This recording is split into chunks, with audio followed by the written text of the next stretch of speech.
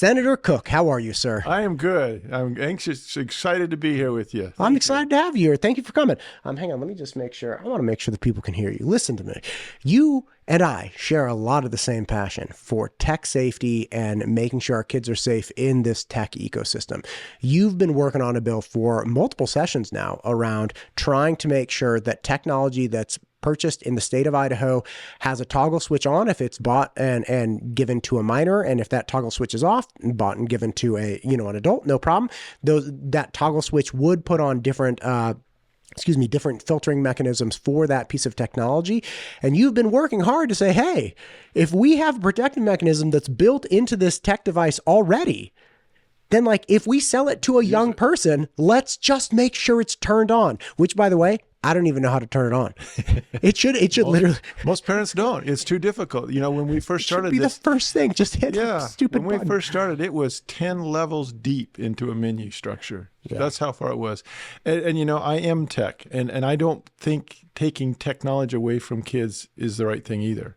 Limit it, but they need technology. That's their future. That's where we're at. If we want our kids to survive, get them involved with technology, but make sure you're being safe and take it away once in a while. Get them outside doing some chores and playing around. Because you were running that bill, I got connected with you because I, again, have a passion for trying to promote parents' rights with technology, especially within the public school sector, right?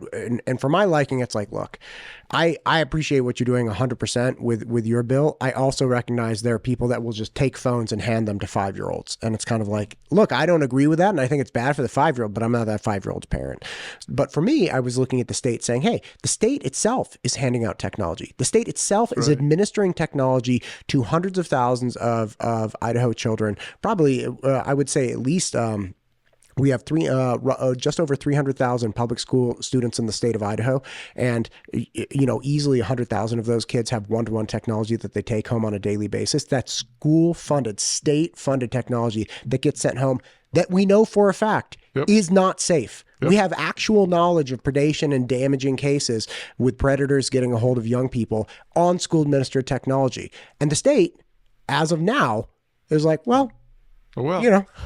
And just to be really clear, if you're hooked up to the internet, there is no way to be 100% sure your kids are safe. That's just the way it is. And so this bill, this Parent Technology Awareness Bill, was to try and help that. Hey, let's educate the parents, or at least give them a chance to be educated so that they can learn about, what is the dangers? Because a lot of times we think, it came from the school district, it must be safe, because they surely wouldn't give my kid that something wasn't safe. And for the most part, I believe that's right.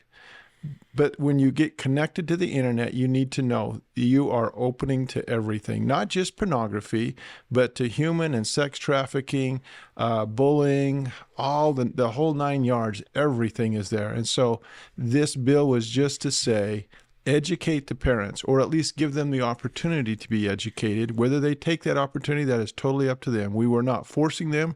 We're not forcing the district, right. But just take the opportunity. And some districts have already done that. They've already went down that road.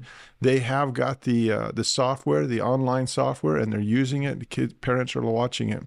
But we got to do something to protect our children. You just have to. And this is a step in that right direction. So I'm excited about it.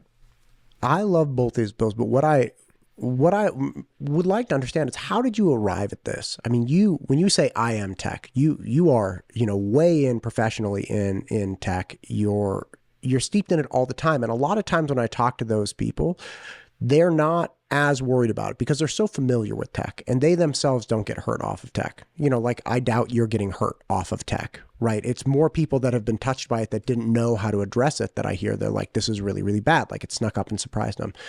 But you arrived at this problem on your own, well before I met you. That's how we got connected. What happened, or what drove you to start thinking hey, we have to do something to protect Idaho's youth?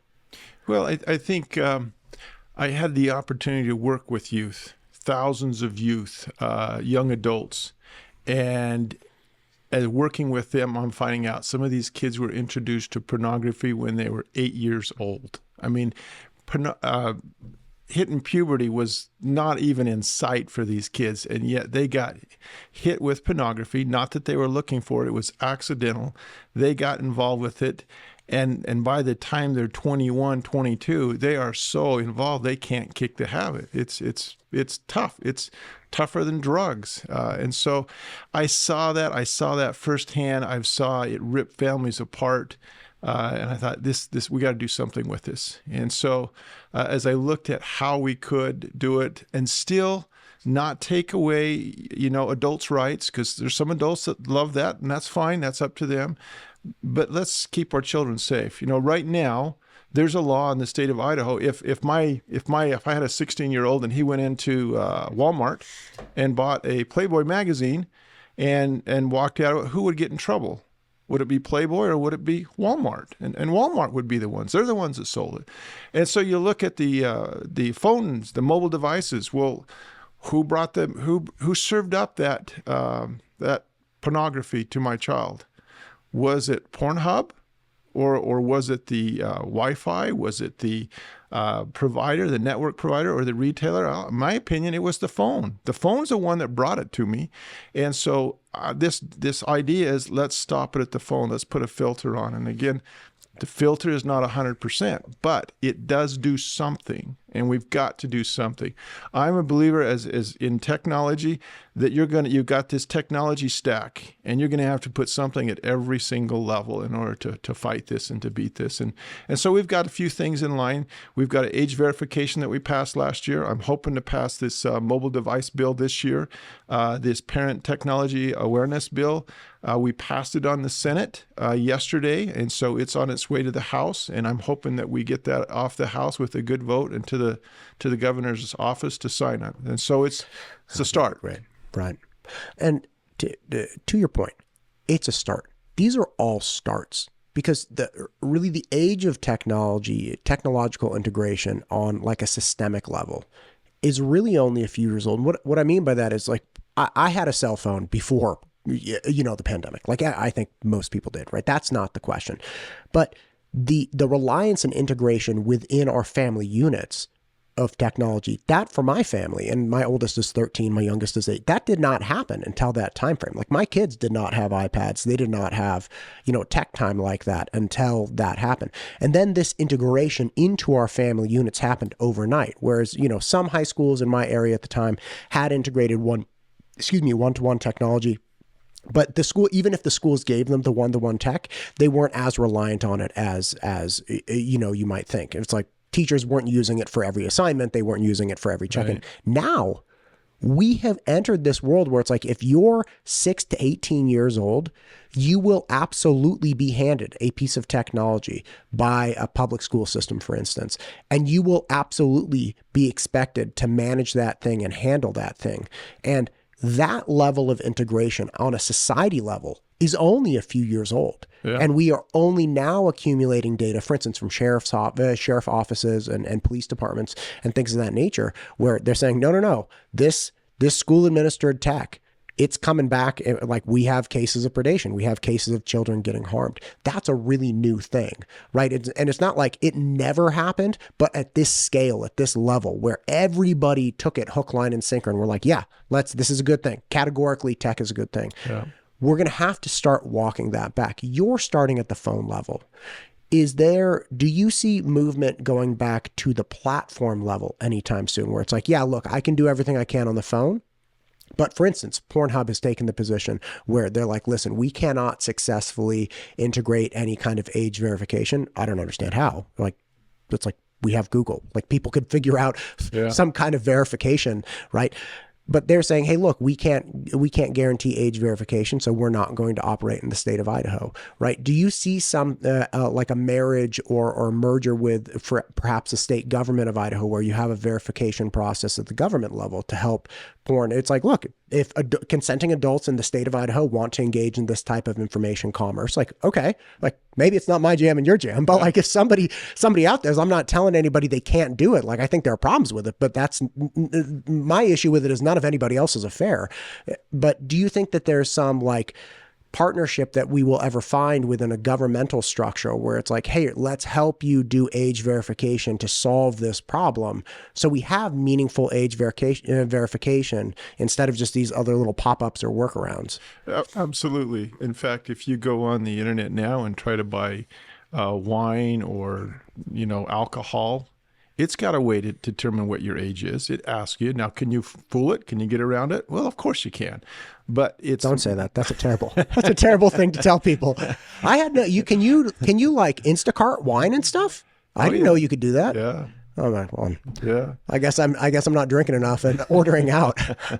but there's lots of ways that we can do that. And yes, I think last year, I believe there was a bill. I don't think it went anywhere, but the bill is to create something at the state level to be able to identify who you are and what age you are. And so if you go to Pornhub says, oh, you want in, great.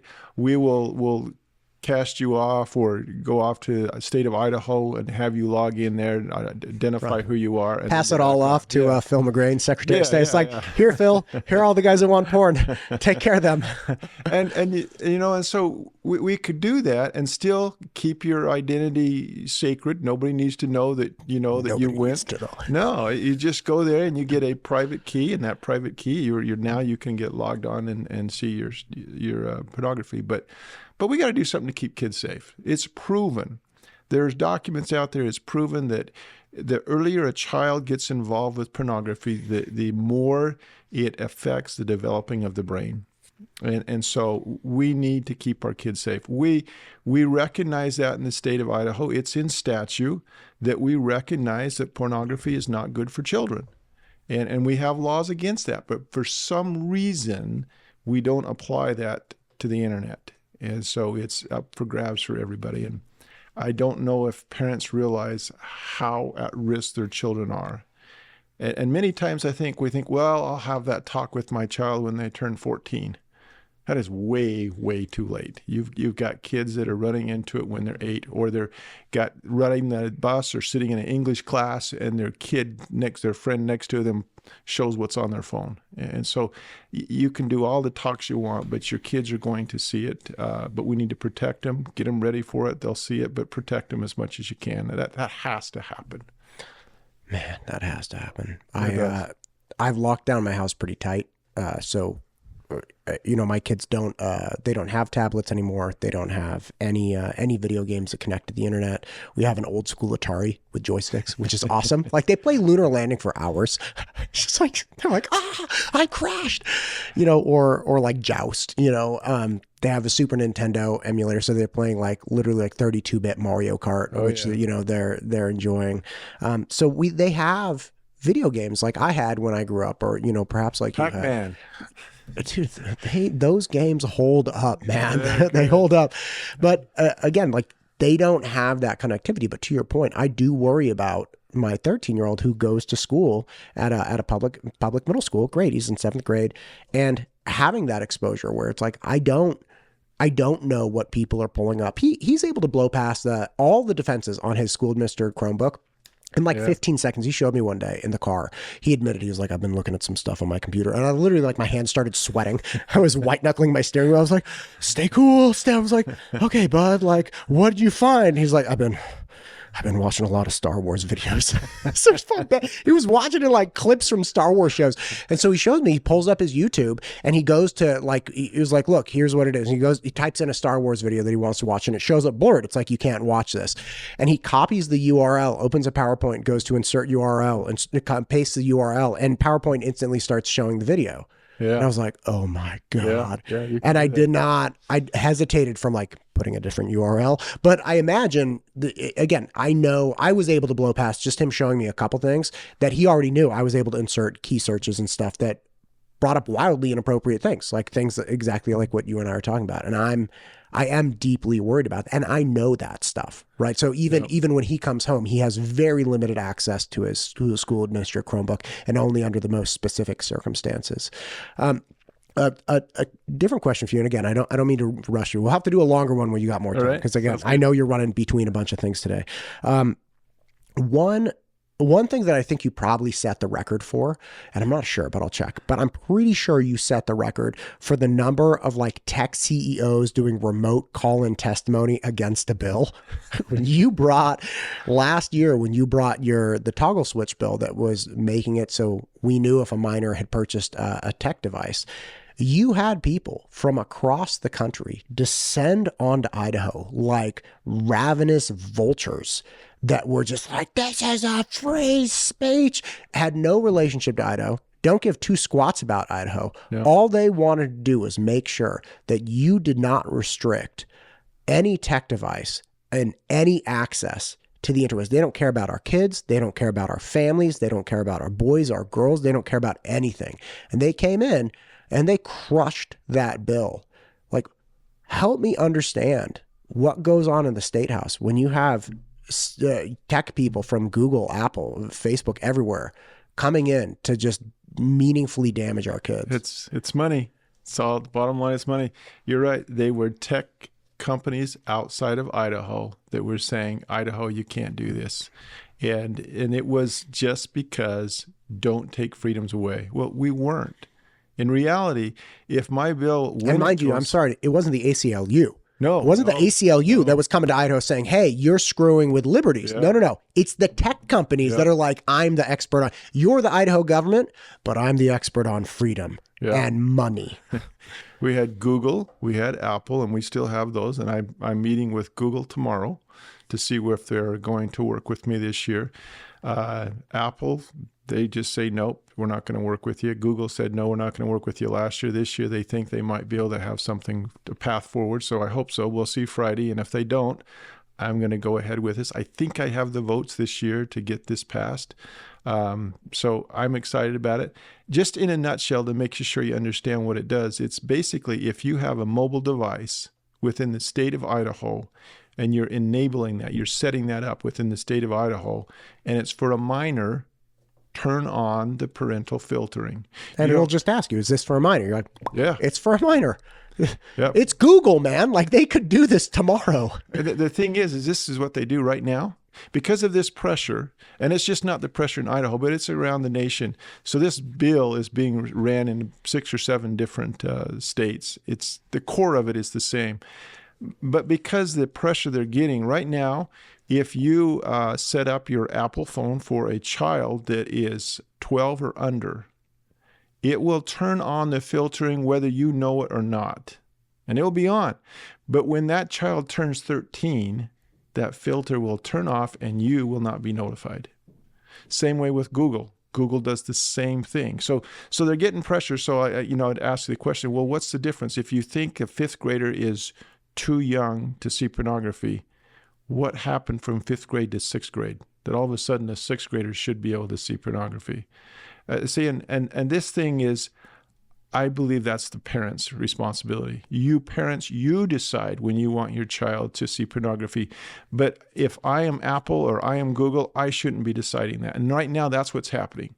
They are deciding when your child gets to see pornography instead of you as parents. So this bill, when we get it passed, it will turn on the parental filtering software. And if you want to, you can turn it off. You can say, no, I want my child to see pornography. Turn it off. Great, you can do that. Or when they turn 18, you can turn it off. There's no problems there, but it's password coded, so you got to have the password. And so it keeps it there and keeps your kids safe. Again, it's not 100%, but it's 90%. It's a good filter. It's industry standard. It's been proven that it works, and they're continuing to improve upon it. So it's a good thing. Let me just tell you something that's really scary, though. It's probably been 8 years ago. I was in a conference where they were talking about pornography for children, trying to keep them away from it. And the last speaker stood up and he said, we're moving into virtual reality. And he says the time is coming in the very near future where your child will be able to participate virtually with the pornography. If that doesn't scare you to death as a parent, I don't know what will. But that's where we're going. And so we need to get a handle on that now and figure out, do we want our children involved with pornography? Because my personal thing is no. we don't. The children, we as parents, we need to step up and do that, keep our family safe. And I think that's really important. You know, I worry a lot about what usually there's a large contingent of very lost men in the country Japan. In fact, they're largely called, I think it's Kihikomora. I saw that. Yeah. Yeah. And they, you know, it's very upsetting to consider because like if you're a parent, you're kind of like, okay, what do I do for this kid who won't leave the room? They've failed to successfully integrate the things that are horrifying that you would know and I would know about being a young man, like going up and talking to a girl, really liking a girl and being like, gosh, I really like her. Like, what do I do? Like that train wreck of being a young person and trying to like grapple with like, I really like that girl. Like, I don't even know. What do I say? What do I do? Like, what's my play here? Where do I put my hands? like, do I high five her? Like, oh my God, you know, so it's one of these things where it's like, that is such a strong drive. I actually remember I tried to go out on a date with this girl. Asked her out on a date. Didn't try to go out and like force her. But I asked this girl out on a date when I was a sophomore in high school, or excuse me, in college. And she wasn't into it. She was like, no, you know, essentially like, no, I have. And you know, I was like, shoot, okay. But I thought about it for a while and she liked this other guy who was way cooler than I was. I'm like, okay. But that rejection and frustration did absolutely drive me in a small way, along with 100 other frustrations and self-judgments of like, yeah, you just aren't that cool yet. You haven't done it. Like, why would she like you? Why would you deserve this? Why? Like all of those things, even coming down to the nature of this podcast, like it takes a long time to build something where people voluntarily come on and engage in good conversation. You don't deserve it the first day. You don't deserve it the first year. It takes years. And then it's like, okay, maybe you deserve it, but at least you've put a good case forward. That's kind of, you know, my experience as a younger man, which is, look, you got to become something valuable to get somebody valuable, right? I think my wife is a fantastic person. The best I ever had a shot at and like nailed it, like got that one awesome. But I had to be somebody worthy of her. And that drive, that's a drive I want for I am raising 3 boys and I want that for them. I want them to be driven to better themselves for opportunities, for, you know, life partners and marriages. And I want them to be driven for these great things in life that are so hard to accomplish and attain. And I feel like this worldwide crisis with pornography is one of those things that just takes the steam right out of it. It's just, you just get robbed because you get like a Diet Coke. It's like you're starving to death and you think you're getting calories and you think you're going to survive. And it's like, nope, this was fake the whole time, but it's just sweet enough to keep you coming back. That's what pornography is. It robs them of their dreams. It robs them of their energy. It's just changes them, totally changes them. I worry about our families too. Yeah. Not like our families when I'm raising them. I worry about like, what will Idaho's families look like in 10 years? Will we have a class of failed marriages from 20 to 35, you know, that are a compilation of young people who were abused or were abusers, who objectified individuals, were objectified by people, and now they're like 26 and 27 and trying to work this out together, male and female. You know, I talked over the Capitol, I talked with a group of people, 4 or 5 that came in. They were representing the Child Advocacy Center. So that's where if you get a child that is sexually abused, physically abused, whatever, instead of having that child stand in front of a jury and a judge and lawyers and get interviewed, they take them to this center and they have one person that sits down and talks with them, just talks, and no bright lights or anything else. They're just talking, and little do they know they're getting recorded. And they try to get enough information out to say, okay, here's our case. Before that child goes, though, the individual, the counselor, gets out of the room, goes in the back room, and talks to the lawyers or the judges that are there and say, okay, have I asked the right questions? What other questions? Right. And if not, they say, no, you need to ask this. And so they go back in their room and they ask the child questions. And so that's recorded, and then that's played before the judge and the lawyers. But what was really interesting is they said, I asked them, I told them about the bill I was running, and I said, how much of the problems that you see are generated due to pornography? And the guy said, I think he says, probably about 55% of everything we see is because of pornography. And he says that's child on child or adult on child from pornography. It's just disheartening. Pornography is the gateway to greater crimes against children and women. And I don't think we want a society that's doing that. We're the greatest nation on earth, but I believe we're the biggest partaker of pornography. And we've got some serious problems, and we need to tackle those, at least for our children. If the adults want to do it, great, but let's get our children out there until their children's brain and their mind is fully developed. And then if they want to go into pornography, great, but it's destroying our children. We need to stop it. Senator Cook, I know you have other obligations. I really appreciate you making the time today. Thank you for what you're doing for Idaho. Is there anything you'd like to say here at the end? The bill is coming. I would love to have your support. Again, when this bill passes, it will not affect the adult. You still get your free-flowing morning cup of pornography if that's what you want. But your children, you have an opportunity as parents, you have an opportunity to take control of what your children are seeing. So this is a good bill. And I just need you to talk about it, to talk about your neighbor, to your neighbors about it. I mean, across the whole state, so that your representatives and senators from across the state hear about it, they get excited about it, and we give parents a head start and give our children some help. So thank you. It has been great being here with you. Yeah, thank you for coming in. I'll have to have you again when we have more time. Great. Appreciate you, sir. Okay, thanks.